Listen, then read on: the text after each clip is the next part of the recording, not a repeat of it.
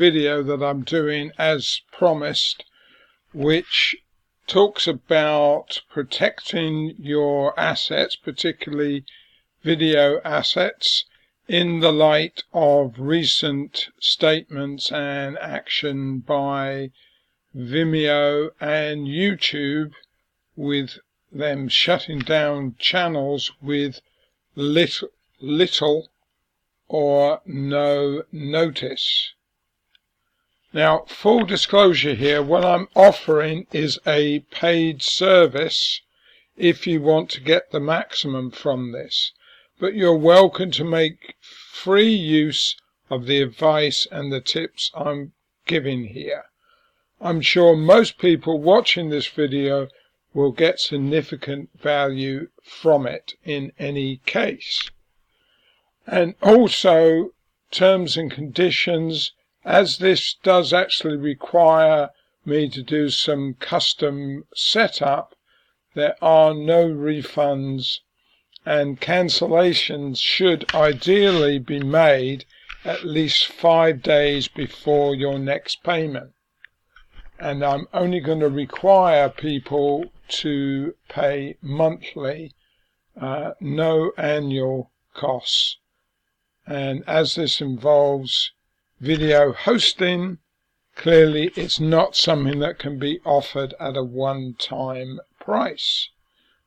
So the key points here are, this will show you an easy way to download your videos from Vimeo that include the title and descriptions.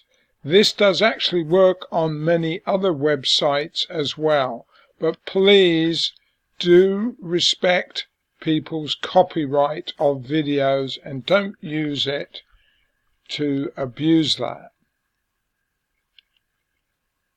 This also is not dependent on your internet connection.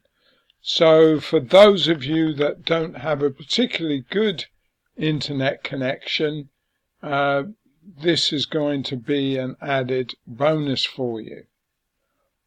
Do, however, be careful about bandwidth, as Vimeo, when you're not using the video player, do restrict bandwidth to 1 terabyte monthly. For most people this isn't going to be a problem, but obviously if you already have high usage with Vimeo, particularly outside of the video player, you want to be a little bit cautious. Also, this method does not slow down your computer, as the work is done on the remote computer, or in this case a virtual private server. And you do not need to remain connected once the video to be imported is listed in the encoder, which I will show you later in the video. Now, a few additional points to note here. Optionally, this can be used as a video hosting solution, albeit that will have some added cost. I have several people already using this to host their videos, primarily on Roku and Amazon Fire TV channels. Cost of Amazon S3, Wasabi, Backup Blaze B2 cloud storage. They do depend on storage, but particularly on the bandwidth used. So actually stating that these platforms are significantly cheaper compared to Vimeo, for example, in most cases is not actually true, and I'll give you some more information about that later in the video. Also, for those of you that do not actually want to do this yourself, I offer I offer two solutions. Either I can download your videos from Vimeo for you, or alternatively I can do that but put them into this tool that I'm using called UPHP Tube, and I will explain more about that later in the video.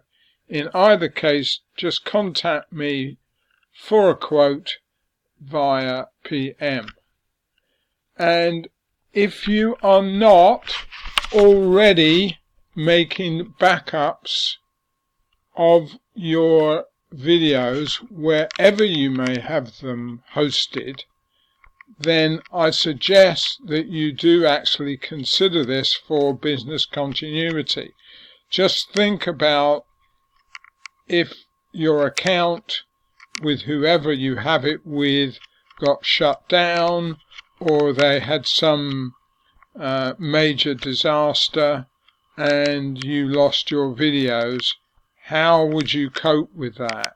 I think that could well be the demise of that part of your business.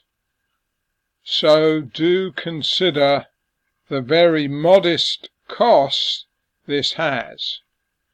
So now let's go through things in a little more detail.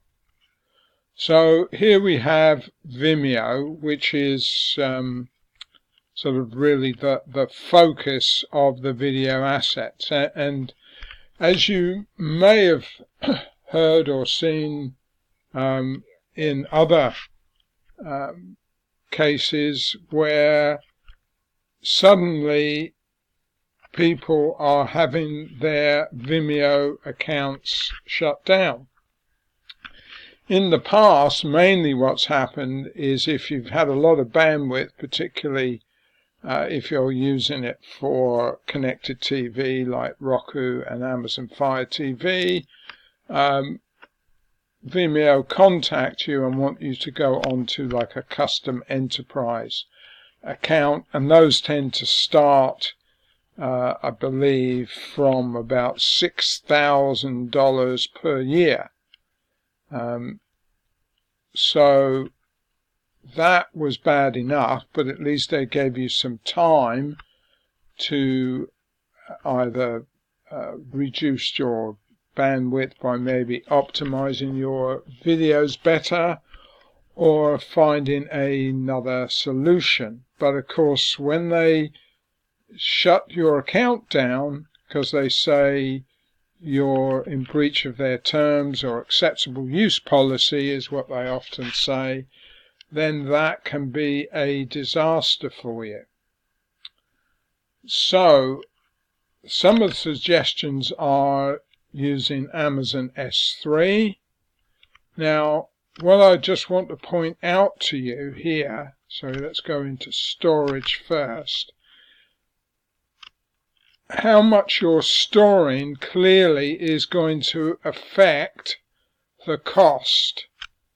And you'll see here they charge you 2.3 cents per gigabyte, which doesn't sound a lot, but when you consider some people have videos that are around about a gigabyte. Now, if you have 100 of these, then that mounts up. But the bigger concern, or the cost, is the data transfer. Because again, they charge this per gigabyte. The US East data center for Amazon is by far the cheapest, and that's 1 cent per gigabyte. But again, if you have hundreds or thousands, or one of my clients actually had 33 videos, half an hour each, but was getting 1 million views per month. And if they had been using Amazon S3, what do you think that would have cost? I hope you're ready for a shock. $6,000 per month, not per year, per month. And in fact, their usage has grown since that figure was quoted, because that was based on 100 terabytes per month. But I think at the peak they were more like 200. So you can see why I say bandwidth is the thing that costs you the most money, or potentially does, depending on the number of views you have. Then you've got things like Wasabi, which when you first look at it, we'll just wait for this page to reload, you may think, 1/5 of the cost of Amazon S3. Well, bearing in mind, if you're paying $6,000 a month, that's still going to cost you $1,200, which is an awful lot of money anyway. But in reality, if you're using this for video, where they quote here free egress, which basically means download, people watching your videos, then in fact, in most cases it doesn't apply, because what they say, as I'll show you in a minute, if you have 1 terabyte of video storage, then you can have 1 terabyte of bandwidth. But often with videos, people have 10 times, 100 times, maybe even 200 times what they have stored. So you can see if you're having to pay for that bandwidth, it's going to be very expensive. So in reality, so if you look at this article here from their knowledge base, can I use Wasabi to host my videos? Well, yes, but be prepared for having to pay only probably about 12% less in the end to what Amazon S3 charges you, because you have to pay for that bandwidth. Also, as is pointed out here, this does not include any content delivery network. When you're using Vimeo, they do have content delivery network. And so this is going to excuse me, affect the viewing experience. Another one is Backblaze. B2 cloud storage is what you want, and here you can see, if I scroll down, the comparison cost with some other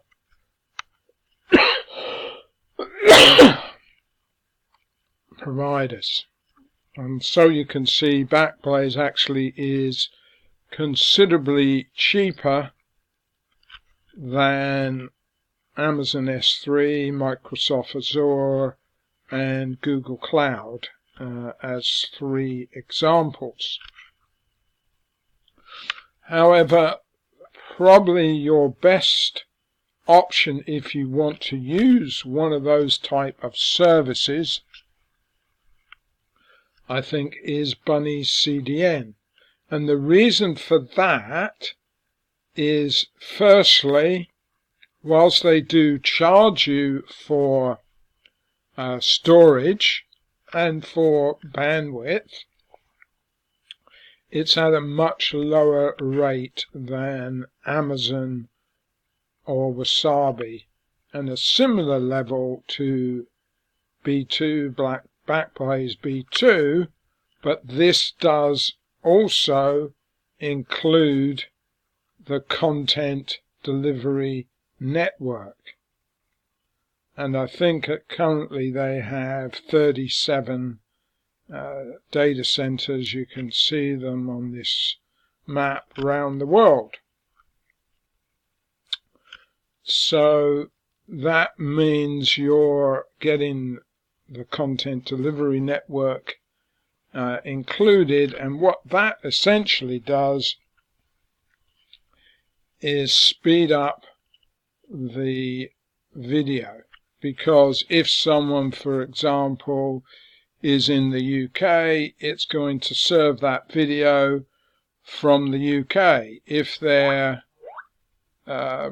somewhere in Australia, then it will use one of the Australian data centers. If they're in Los Angeles, one there. If they're probably in New York or something, then there. So that does speed up the process or the download and loading of the video. So that's something to consider there. Now, let me now explain a bit more about what I'm actually doing to let you or enable you to download your videos easily.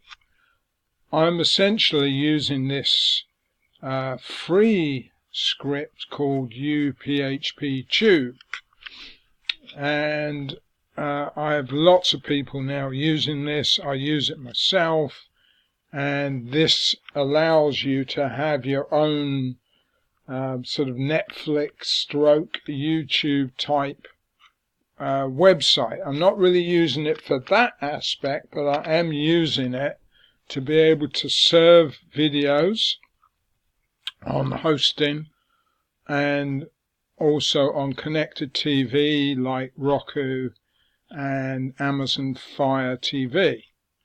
And this is what the control panel looks like when you log in. And you can see I've got one video in here at the moment, but we'll be adding some more in a couple of minutes. This one basically explains how to use this, and the other plus point of this service is it provides you with a optimized video. Most of the videos that Vimeo provide, the data rate is much too high, particularly if you have a lot of viewers on mobile, because often they don't have the connection speed that they'll have maybe on a desktop computer at home, and they'll get buffering, or in some cases the videos won't play at all. This optimizing of the video that's done for every video that you import actually gets around that, because it produces a video that will work on pretty well any device with an internet connection. So let me just show you how this works. So here we have the encoder, and you see it says import video. So I've got a couple of videos here that I'm just going to import. 3 in fact I'm going to do. 2 are from Vimeo, and 1 is actually from YouTube and is a NASA video that I've used in other demonstrations. So all I need to do is put the link in, click share, wait for typically around 10 to 15 seconds. Sometimes it can be a little bit quicker or a little bit slower, depending how good your internet connection is, just to get this started, and the site that you're connecting to. And these are the videos I'm going to be using. So there's this one. It's very short, but I did that deliberately for this test. So it'll be this video. And I've got another video here. Again, this is really short. This is quite a high resolution video. And then I've got this YouTube video, which is a high quality NASA video, only just under 5 minutes long, but is a moon tour, and some of you may have already seen me use this previously, because one example I give is turning this video, which the sort of full high resolution, high data rate is 1.4 gigabytes. I'll just show you that on here. Just wait for that. Okay, so if I scroll down here and go to download, you can see 1.4 gigabytes. That's a 4K, so that's 3,840 by 2160. And that's why, even though it's only 5 minutes long, it's 1.4 gigabytes. And yes, when I put it through the encoder, an HD version, so that's roughly 1/9 of the resolution, because it's 1280 by 720, will be round about 35 megabytes.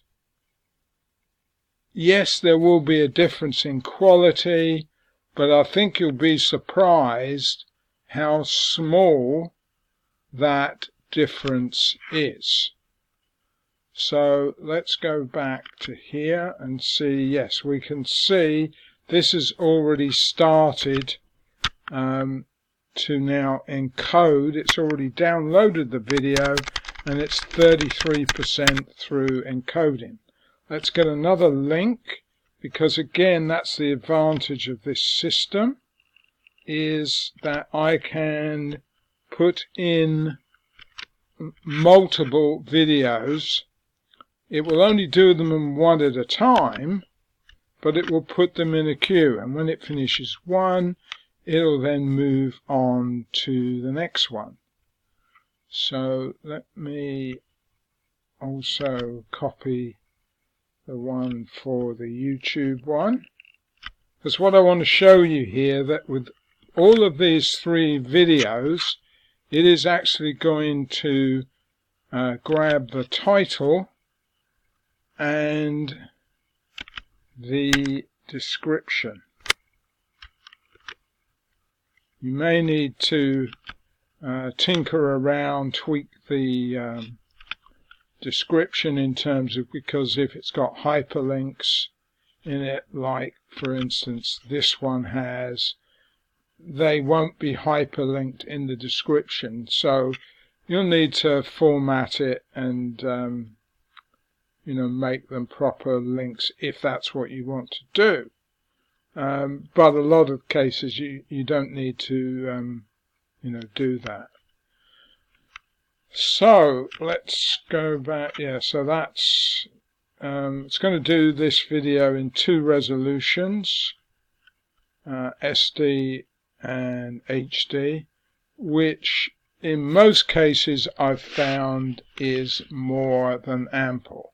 If you have a specific requirement, to be able to do it at a higher resolution, then fine, I can tweak this because it's fully configurable to produce higher data rates or even higher resolution videos.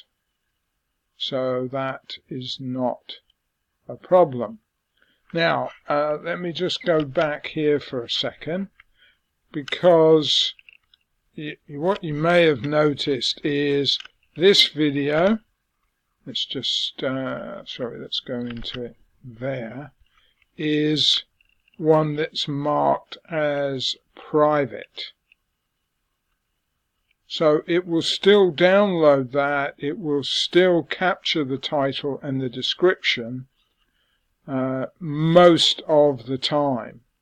But what I've found, it's better to actually set it to public. So this is what the link will look like when it's marked as private, as opposed to this one, which you're probably more familiar with that format anyway, for Vimeo, when it's public.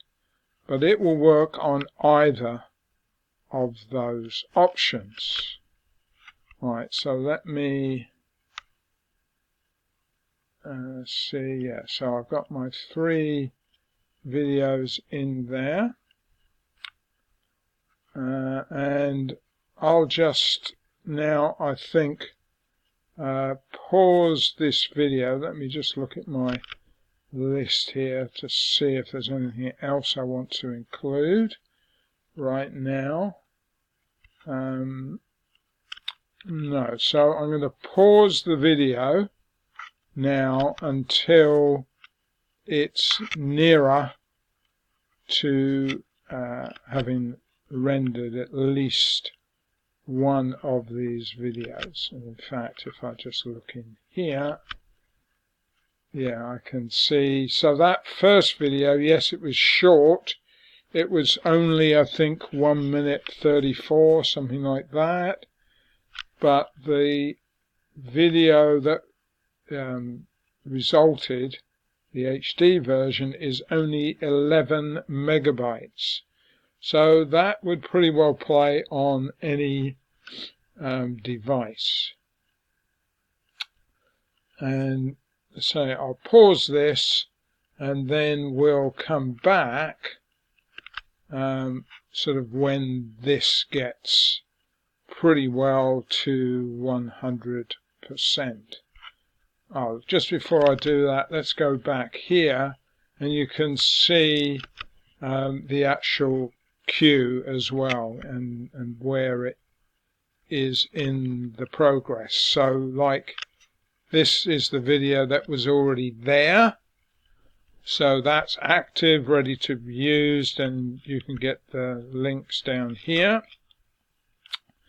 This one's 64% through on the second video. You can see it goes fairly quick, but that's going to depend on, the size of the video, mainly the duration, but also the data rate, because it's going to be making it down into a lower data rate. But you can just leave this running. I mean, I know people have tried it with more than 10 videos in the queue, but that's probably round about the figure I would stick with. And so you can see when this finishes, it's going to go on to this one, and then on to the Moon Tour one after that. So as this one actually is almost finished now, I think I'll just stick with it, because this is going to change very shortly, and that will disappear off the screen like so, and then it will, once it's actually transferred that into, if you like, the playing queue, you see it goes on to the next video, starts with the download to say this is a pretty short video, So it does download much quicker than you would normally expect, because say this is under a minute long, but you know that you'd expect you'll get a better judge on at least this one, which is at least 5 minutes long. So let's now pause the video and I'll come back shortly. Okay, so whilst that's going on, let's just go back to this dashboard and let me refresh the page so you can see that it will have updated for this one called Amazon Fire TV. And let's do that, and then we'll also be able to check that the description has been captured as well. So this is now shown as active, and if I go in here I can see the actual title and the description, and I could, if I wanted, obviously update this, include other things in it, you know, like links to other videos and hyperlinks to other things and so on, bold and underline and all those good things. So let's just shut that down a minute, and I'll just pause the video again until this drone footage one gets nearer to being completed. Okay, so it's done the first one, so that's the HD version. Let's just look at the size of that. And that is only 4.65 megabytes. That, of course, like I mentioned earlier, was only a 40-second video. But you get the idea how this is going to reduce the size down, you know, quite considerably. So let's pause again and allow that to carry on. So in your control panel, you'll have fewer options. You'll just have the sharing queue and the queue log.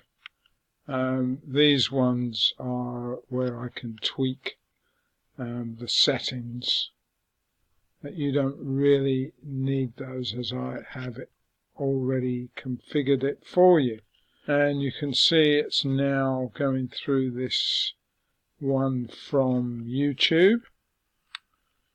So we'll just pause again and allow that to continue.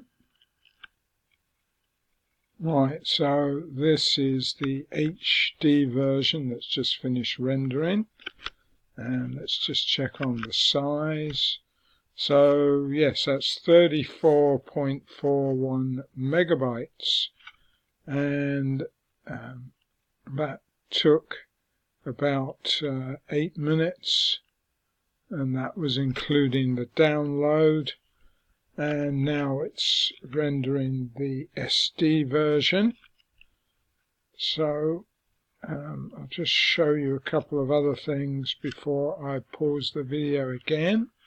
So let's just talk about price.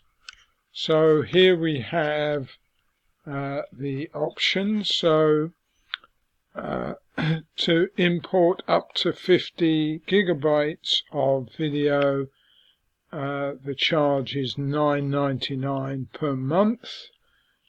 These accounts, like I said, do have to be manually set up. So typically I managed to do that within 1 to 2 days of you ordering, making some allowance, please, for any time zone difference. As you may know, I'm in London in the United Kingdom, so Greenwich Mean Time. So, you know, if your order happens to be at 3 o'clock in the morning my time, then really I'm not going to see it for, you know, maybe 6 or 7 hours type of thing anyway. So bear that in mind, please. And then we offer another plan that allows for 100 gigabytes of import, and that's $15.99 a month. But say we can offer custom options as well. And of course, if you don't want to do it yourself and you'd prefer that I do it for you, then just PM me and we can discuss that. Either I can just download all the videos for you, which if I don't use the UPHP tube option, it won't capture normally the titles and descriptions, but at least you'll have links to all the files, or indeed you can download them to your own computer or another service if you want. Or if I use the PHP tube, then you'll end up with something that looks like this. So it's not going to be too much longer for this to complete, so I think I'll just go and stay in here. So you'll have your own account, you log in, and then you can just go to my videos page, which is what you're looking at here. And then it will list, and then as far as getting the link, so if you want, say, an HD link, then you can just go on here and you can maybe see it down the bottom left hand corner. But if you just copy the link address, then this is what it will look like. I'll just paste it in here, and then all you need to do, if you want to use this as a video link, is take off that question mark download equals 1. But the accounts that I provide at $9.99 or $15.99 per month are not really for hosting the videos, because your bandwidth is likely to be considerably more. But yes, if you wanted to download that video, you can just use the link, which will look something like this, and that will download it to your computer. But you might want to just keep it in the cloud as well, even if you don't host it through this account, simply because then you have a copy of the video should there be any issues with the provider that you're using. So let's go back here and see. Yeah, just about finished. And then what will happen, I may be able to just catch it in here, is it's going to, no, it's not quick enough, but essentially this now is empty. It will have transferred that video into, if you like, the video playing folder. If I just refresh, and you can see that's active, and let's just check that it does indeed play.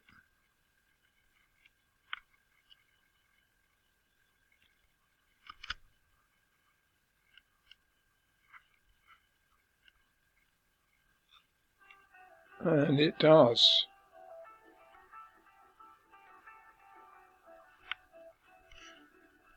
Let me just move on a little bit. Begins on the western border, where the near side of the But I think you can see that this is, good quality that people would be more than happy with. Gravity measurements from the beneath direct sunlight and has some of the coldest recorded temperatures. So let me just stop that. So hopefully you found this video useful. If you do have any questions, then obviously just post them underneath this video, particularly if you think there may well be questions that other people would ask as well. That way, when I share the answer, everyone will be able to benefit from it. So, again, I hope you did get some good value from this, even if you decide that you don't need this service to be able to excuse me, to download your videos, but there is some other good information, I think, in there that you may not have realized. So, just have a look through here,